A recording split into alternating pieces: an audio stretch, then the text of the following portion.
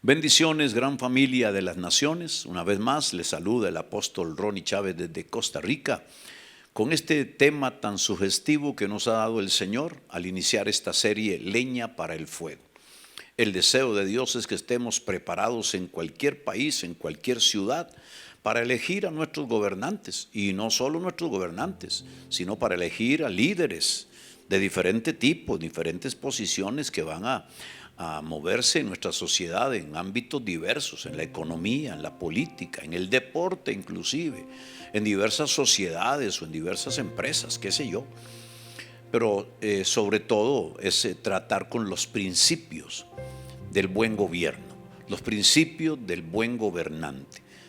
¿Qué es un buen gobierno? ¿Quién es un buen gobernante? A la luz de la Biblia, obviamente, porque si yo preguntare al ateo, preguntarle al que no cree en Dios, pues pensará que todo esto que yo digo es basura, que todo esto es ridículo, que no tiene ningún sentido. Lo cierto del caso es que las opiniones pueden ir y venir, pero la vida misma, la historia misma nos dice qué es lo verdadero y qué es lo falso. Y la historia registra que los grandes imperios de la tierra, los que han estado, el imperio egipcio, el imperio medo-persa, el imperio de los caldeos, el imperio babilónico, el imperio romano y aún otros pseudoimperios o medio imperios en el mundo, todos se desmoronaron cuando moralmente se cayeron. Todos vinieron a pique cuando realmente ellos no quisieron honrar a Dios y más aún persiguieron al pueblo de Dios. Entonces hoy no podemos ser ni sordos ni ciegos a una realidad que nos ha invadido en los últimos años una cantidad de personajes en el ámbito de la política, en el ámbito del deporte, en el ámbito de la economía, en el ámbito social, etcétera, que no creen en Dios y que quiere sacar a Dios de las aulas de oración, de la lectura bíblica, de los jóvenes, de los niños, que quiere introducir ideologías anti-Dios, anti-vida, anti-familia, anti-matrimonio. Y eso podría verse como logros políticos, como situaciones simplemente de la política, pero no. Si nosotros somos analíticos en la escritura, todas esas cosas son medulares. Gobernantes que promueven el aborto, gobernantes que promueven el matrimonio de personas del mismo sexo, gobernantes que promueven, escúcheme, ya dije el aborto, aún hay quienes se atreven a proclamar el aborto hasta los 9 meses, antes de que el niño nazca, aunque esté por meses en el vientre de su madre. Gobernantes que promueven el ateísmo, promueven el menosprecio a Dios, la persecución a la iglesia, la persecución a los siervos de Dios, la burla, el menosprecio a la alabanza y a las reuniones en las cuales se alaba a Dios, y terminan los pueblos en catacumbas, en cuevas, escondidos. Son gobernantes nefastos, peligrosísimos para el buen vivir, el buen hacer de las familias. Esto no lo digo yo como una teoría, esto está demostrado, está visto ya. Hay suficientes, demasiados testimonios de que esto es peligrosísimo, y nosotros queremos, a la luz de la Biblia, reflexionar en cuáles fueron las causas que algunos gobernantes de Judá, del reino de Judá o del reino de Israel o de los imperios más grandes del mundo o de las naciones más poderosas del mundo, cuáles fueron las razones por las cuales se cayeron, por las cuales Dios no les dio bendición, y más bien Dios a través de los profetas habló severamente contra ellos y desató juicios. Y cuáles fueron las características o los porqués Dios bendijo a otros gobernantes que no sufrieron los mismos embates de juicio, de disciplina. ¿Qué hicieron? Que aún sus pueblos fueron prosperados, alcanzaron tiempos de gloria, los enemigos les respetaban, entraron en tiempos de paz. ¿Qué fue lo que hicieron? Porque estos son ejemplos para nosotros. La escritura misma nos dice a través de Pablo el apóstol que las cosas que pasaron a Israel en el campo de la iglesia son para que nosotros miremos, son ejemplos, para que no nos ocurran las mismas cosas malas. Bueno, la Biblia es, además de un libro de revelación espiritual y de un plan de salvación maravilloso, también es un libro de historia. Recoge la historia de los reyes de Israel, períodos largos, desde la época de los faraones, la época de Moisés, la época de José. Nos enseña las cosas que se deben hacer y las que no se deben hacer como gobernantes. Y ya pasamos unos días estudiando del mal gobierno y de la mala herencia de un Saúl que, habiendo comenzado humilde y habiendo comenzado creyendo en Dios y respetando a su profeta y obedeciendo la ley de Dios, terminó torcido, terminó siendo desobediente, menospreciador del Señor, persiguiendo a los ungidos de Dios y buscando adivinas. Y no solo hizo que Dios le cortara a la mitad de sus días en su gobierno y en su vida, y también sus hijos perecieran con él. Destruyó una dinastía real. Pero ahora entramos a estudiar a David, que no solamente es un salmista extraordinario, un compositor de música sorprendente, un arpista, un músico, un director de alabanza maravilloso, un visionario en la adoración y la exaltación a su Dios, pero también vino a ser un profeta, un vidente de Dios, un hombre entendido en la palabra, y también vino a ser un rey, un gobernante, que marcó el camino para su pueblo, que determinó el destino de su pueblo, y que no solamente hizo eso con su pueblo, sino que también estableció para sus hijos un linaje. Por eso se conoce como el linaje de David, lo que él dejó para su descendencia, hasta el punto de que perpetuamente, por eternidad, Dios le prometió que de sus descendientes se sentaría uno en el trono de Israel. Y esto repercutió tanto en la historia de Israel que llegó hasta el Mesías Redentor Jesús, quien es el Rey de Reyes, Señor de Señores, el Rey anunciado para cumplir a cabalidad la profecía dada por Dios a David de que sus descendientes estarían en el trono de Israel. Qué lindo es saber que Dios amó a David, dije, no solo por ser salmista, por ser músico, pero por ser un rey adorador. Esto hay que recalcarlo. No solo es porque era salmista, no solo porque era entendido en la música, no, es que como rey, como gobernante, pudo haber decidido no adorar, no alabar, no construir templo, no meterse en asuntos, dicen algunos religiosos.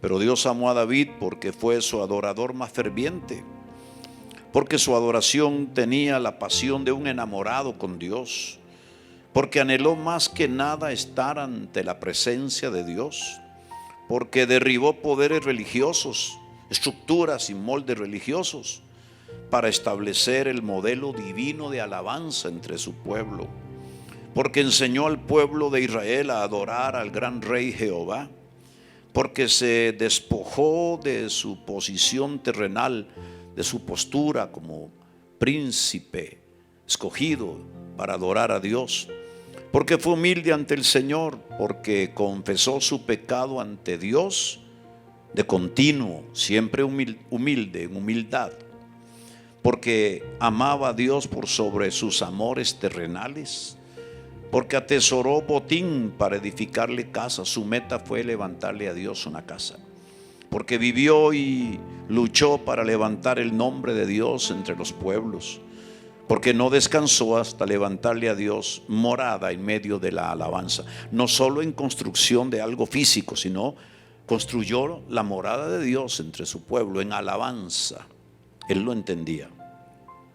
Y Dios amó a David y bendijo su gobierno por ser un rey, un gobernante adorador, porque en su tabernáculo que él estableció para Dios, allí su pueblo le amaba libre y voluntariamente a Dios, porque David estableció que ahí, aleluya, él y su pueblo tendrían amores con Dios, porque allí descansaba David en la presencia de Dios, porque allí se manifestaba la misma adoración de los cielos 24 horas al día en forma continua.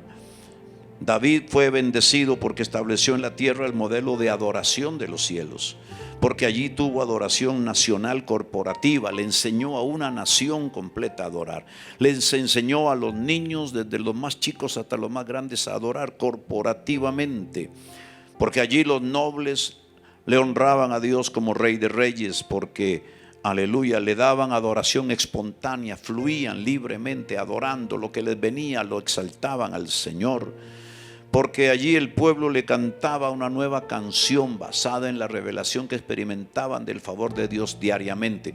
Por eso David fue bendecido por Dios, porque dejó al pueblo adorar al Señor, porque allí se profetizaba del amor de Dios al hombre, porque la adoración continua le permitía establecer el trono de Dios en aquel lugar. Y Dios literalmente se entronizó en Israel para gobernar a su pueblo. David era el gobernante terrenal, pero Dios gobernaba a través de David. Qué maravilloso, qué maravilloso. Cuando los gobernantes se sientan a regir los destinos de ciudades y pueblos y naciones y adoran a Dios, Dios se entroniza, y Dios a través de ellos fluye su sabiduría, fluye su poder, fluye su prosperidad, fluye su ciencia. David fue un ejemplo extraordinario. Y porque tenía Dios de su pueblo, de todo Israel, enseñado por David, un amor extraordinario para él, no simplemente religión, no tenían solo ceremonias, por el contrario, eran adoradores. Y por eso es que David estableció un linaje, y Dios le permite establecer un linaje. No había otro adorador como él, un rey adorador.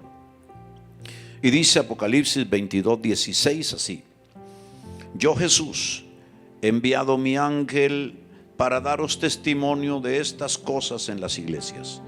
Yo soy la raíz y el linaje de David, la estrella resplandeciente de la mañana.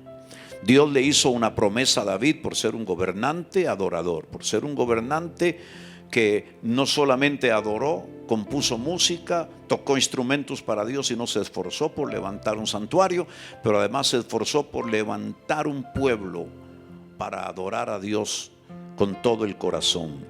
Primera Crónicas 17 del 10 al 12. Aleluya, esto le dijo Dios a David: te hago saber además que Jehová te edificará casa. Esta es la profecía del profeta Samuel. Y cuando tus días sean cumplidos para irte con tus padres, levantaré descendencia después de ti, a uno de entre tus hijos, y afirmaré tu reino. Él me edificará casa y yo confirmaré tu trono eternamente. Qué glorioso. Por ser un rey adorador, por ser un gobernante preocupado porque un pueblo adorara a Dios, porque un pueblo se apegara a la palabra, Dios le promete que sus descendientes estarán siempre en el trono de Israel. ¿Cuánto desearían algunos gobernantes que esas promesas vinieran a ellos en nuestros días, en nuestros países? Pero a veces más bien hacen cosas para que Dios no quiera ni que se siente nadie más de su familia a regir los destinos de un pueblo. En esa promesa el Señor alude a Salomón y a Cristo. Salomón sería el hijo que edificaría la casa de Dios, y Jesús el Mesías, en quien el trono de David se afirmaría para siempre. Jesús es el descendiente de David que garantiza la eternidad del reino. Qué impresionante. El adorar a Dios, el levantar adoración a Dios, el hacer a un lado la religión y entrar en esa pasión del Espíritu y meter a un pueblo a adorar en el Espíritu, no con simples ceremonias y religión, hizo que el gobierno se perpetuara. Le dio extensión, le dio eternidad a su gobierno. Cuando Mateo el evangelista escribe su versión del evangelio, nos presenta esencialmente la visión de Jesús, el Rey de Reyes, y el cumplimiento de la promesa y profecía dada a su padre ancestral David. Mateo nos presenta la genealogía de Jesús y nos dice que de Jesús hacia atrás hubo descendientes sorprendentes, reyes, pero ahí está David, el principal.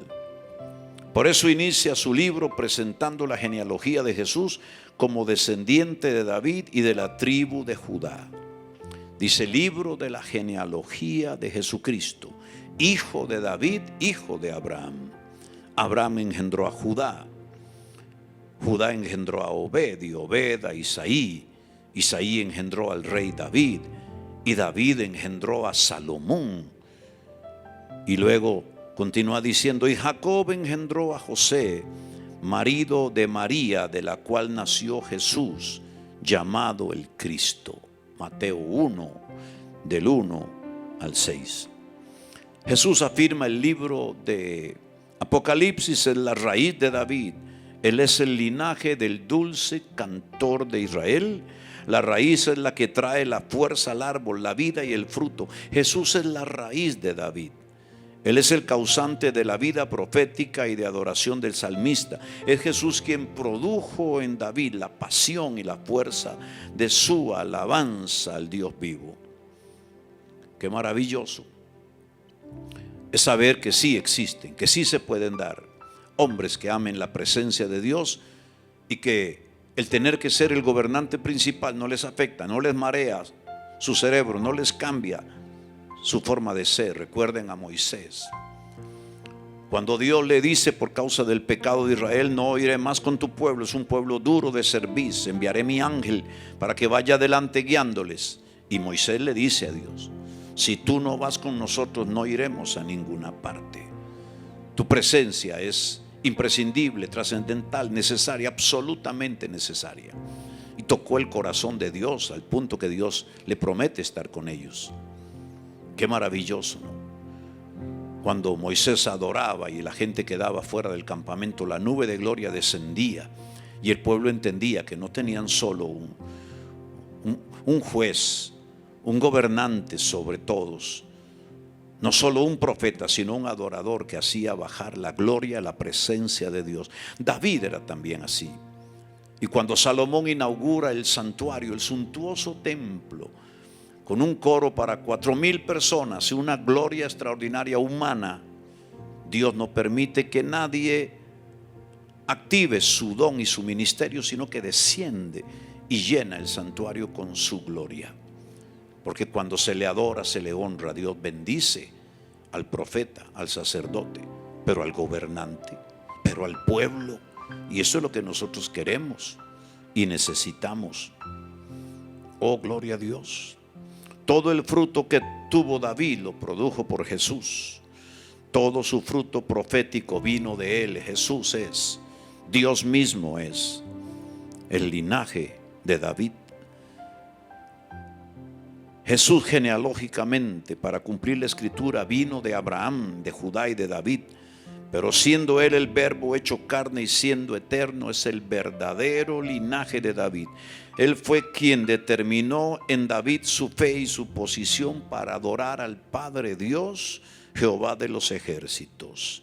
La misma raíz Cristo produce en nosotros el mismo fruto que produjo en David: adoración celestial, la relación con Dios, que tenga un hombre, que tenga un gobernante, que tenga un alcalde, que tenga un presidente, que tenga una alcaldesa, una vicealcaldesa, que tenga un diputado, una senadora. Esa relación como la que tuvo David, de adorar a Dios, de exaltar a Dios, eso producirá una manifestación de gloria, una bendición extraordinaria.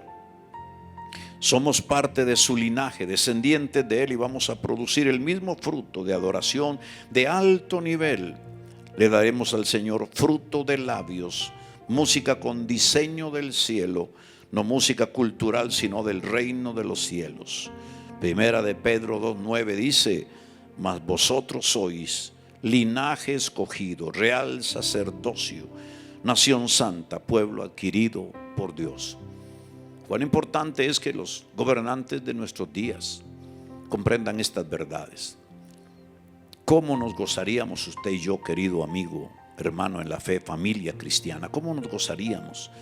Y cómo nos gozamos cuando nos enteramos de cuando en vez que un presidente, que unos senadores invocan el nombre de Dios, que se reúnen en algún lugar del Senado, de la Asamblea Legislativa, de una alcaldía para honrar a Dios. ¿Cuándo nos alegramos? ¿Cómo nos alegramos cuando sabemos que pastores en alguna ciudad en Buenos Aires o en Mendoza o en Uruguay o en Paraguay se reúnen con el alcalde, con el intendente de la ciudad para pedir a Dios? ¿Cómo nos alegramos cuando algún senador, un diputado llama a profetas para orar por ellos, para orar por los proyectos de una nación? Es que cuando buscamos a Dios y cuando lo adoramos, Él descenderá, Él bendecirá al hombre que lo invoca, a la familia que lo invoca. le establecerá linaje, le perpetuará su influencia y le bendecirá al país que gobierna. Qué maravilloso es el Señor, dándonos estas reflexiones. Hay reyes, hay presidentes, hay alcaldes, hay gobernadores, hay senadores, hay diputados, hay ministros de Estado que no aman a Dios, que no quieren a Dios para nada, que no quieren la palabra en función, que no quieren la oración, que más bien la quieren estorbar, bloquear. Usted verá que ellos no prosperarán. Sus caminos serán enredados y estorbados por el mismo Dios. Pero hoy hay hombres y mujeres, alcaldes, vicealcaldes, senadores, diputados, ministros de Estado, aun presidentes, primeros ministros de gobierno, que quieren invocar el nombre de Dios, clamar a Dios con sus errores, sus equivocaciones. Porque David, óigame, he puesto la parte buena, la parte linda, pero tuvo muchos errores. Se equivocó en muchísimas cosas de su naturaleza carnal, pecaminosa, sus tendencias hacia ciertas cosas malas, pero en su espíritu estaba claro, en su interior estaba claro. Nada lo alejó de Dios, nada lo engañó. Dios siempre fue primero, Dios siempre fue el centro, Dios siempre fue el motivo de su adoración, y se lo llevó al pueblo y el pueblo lo entendió. Y como el pueblo adoró igual que su rey, siguió el camino del rey, la bendición les llegó a manos llenas. Qué bueno es esto. Déjame orar un momento por ti, porque siento que hay algo que está sucediendo en tu vida. Porque también podemos, como familia, como personas, hacer de Jesús nuestro rey. Hacer de Jesús el rey, el amo, el dueño, el soberano absoluto de la familia, de nuestros proyectos matrimoniales, del matrimonio, de los hijos. Padre de gloria, cuán bueno es saber que la adoración de un padre, que la adoración de una madre, si es gobernante o no, si es salmista o no, si es músico profesional o no, cuán bueno es saber que la adoración de los mayores marca el destino para bien de sus hijos, de su descendencia, y se establece un linaje, una familia que va a trascender y que va a influir en el corazón de Dios para que Él influya en el corazón de la gente.